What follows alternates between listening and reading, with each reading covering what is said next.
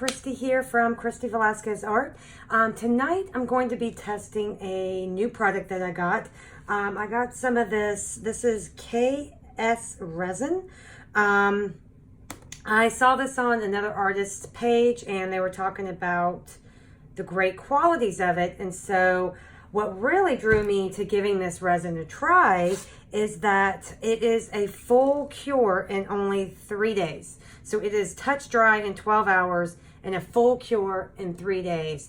But you also have 45 minutes or more working time. So it's good working time, super fast drying. So usually I use the Stone Coat countertops epoxy, and I love that stuff. It's great, but it does take a couple weeks for it really to be super hard to where I would feel comfortable setting something on it, where this says it's a full cure in 3 days, which is really, really fast. So the other thing that I liked about this is it does have, it says 0 VOC and low odor. To me, I feel like the Stone Coat does have an odor, but I always wear all of the protective gear. I wear a respirator, gloves, I even have an apron on. I really make sure that I protect myself, and I suggest you do the same no matter what the resin says. If it says 0 VOC, whatever, always just be on the safe side and wear a respirator. So I will be wearing one when I go to mix this up and stuff.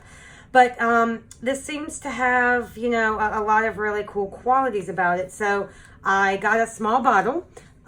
This is, I think this is the 32 ounce or maybe the smaller. But the other cool thing about this resin is they are out of Florida, that is in the US. But if you're in the US, there is no shipping. So I got this delivered with no shipping cost, which is fantastic. And the price point is similar to Stone Coat, but you don't have the added shipping cost. So I love Stone Coat, but if this resin works out really good, I may be making a switch over to this just because of the cost savings. So for tonight, what I'm going to do is I'm just going to test it on a painting. I am going to do some additional testing with it. I'm going to do some casting with it. I make a lot of, you know, things in molds. So I will be testing it later to see how it does in molds. But for tonight's test, we're just going to do a painting. This is a Hexagon. I got this canvas from Hobby Lobby. It is 14 inches. I have primed it with spray gesso and then also with just spray paint.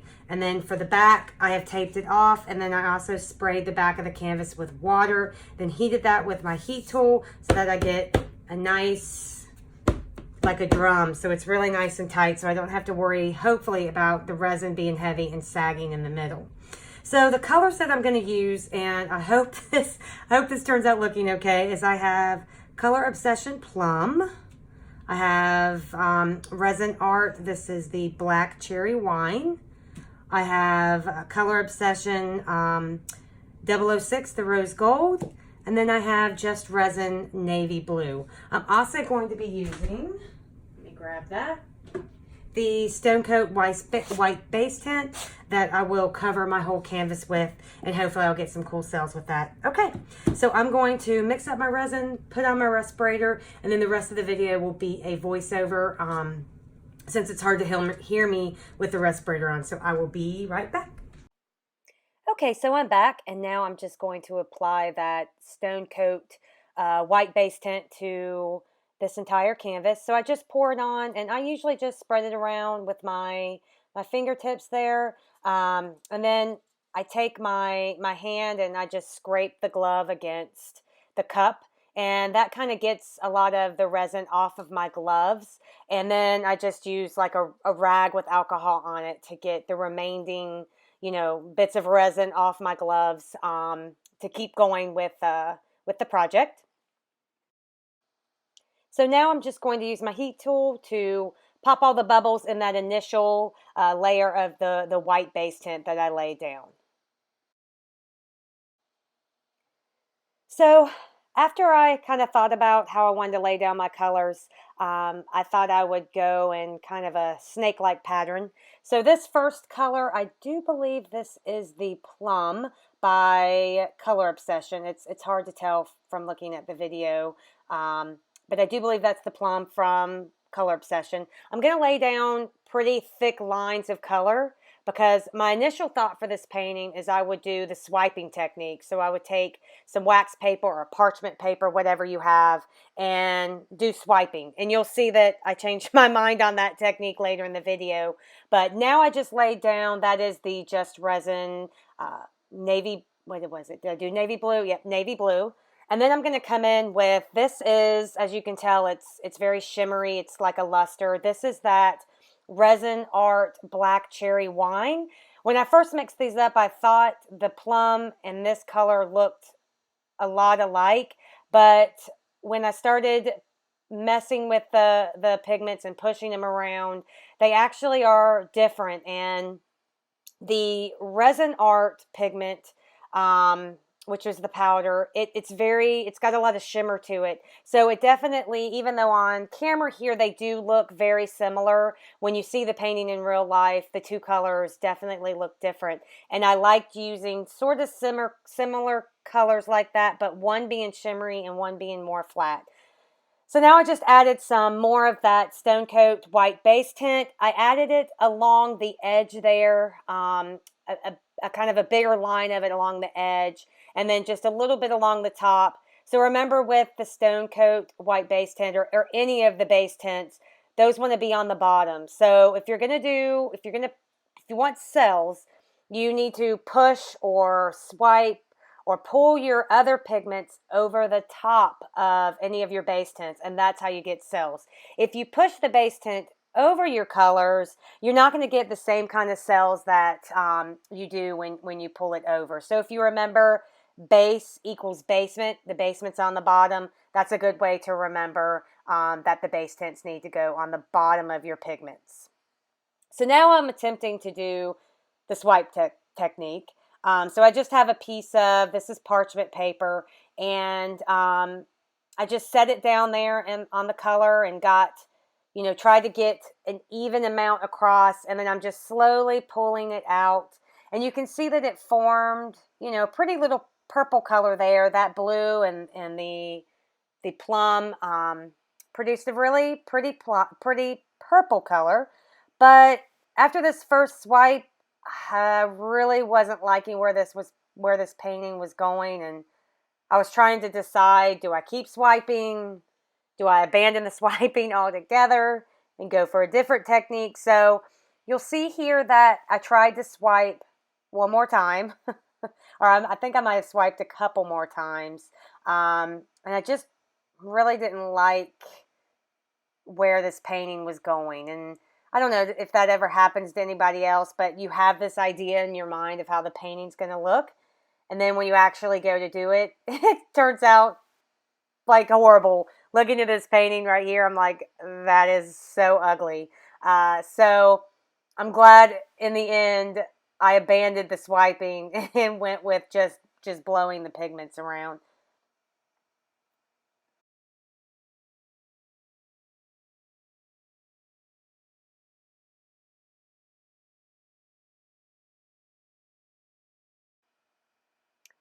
So I decided to take the heat gun to it, see what kind of cells kind of popped up in those swipes.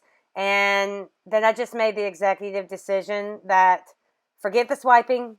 I'm just going to start pushing these colors around with my heat tool. So I have the heat tool on high, and I do think I have the heat on the highest it'll go as well. And I did get some good cells, as you can see from the swiping, but I just didn't like the way that looked. So I did start just pushing the paint around, or the pigments around with my heat tool to see what effects I could get and to see if I could salvage this painting at this point. So what I'm going to do is I'm just going to maybe speed this up a little bit. I don't know if you want to watch 5 minutes of me pushing the paint around, but that's basically what I'm doing here is I'm just using my heat tool to push the colors around and try to get this to a painting that I'm actually happy with.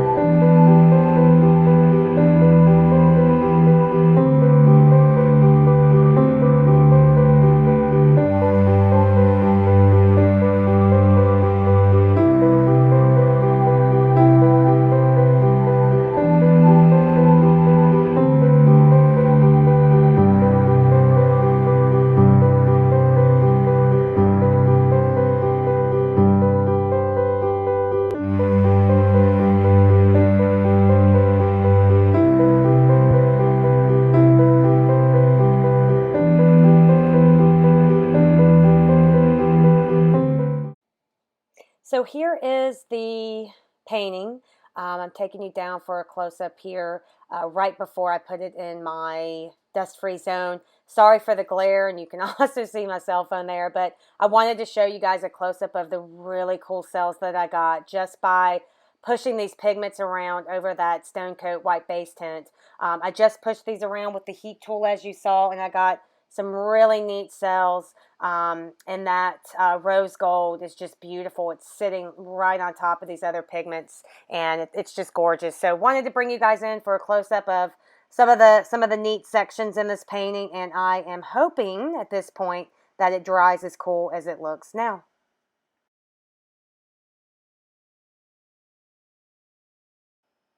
So here it is dry. I love how this painting turned out, and I love the KS resin. I am definitely going to be ordering a big old gallon of it, and we'll probably start using that more in my projects. Thank you guys for watching. Catch you on the next video.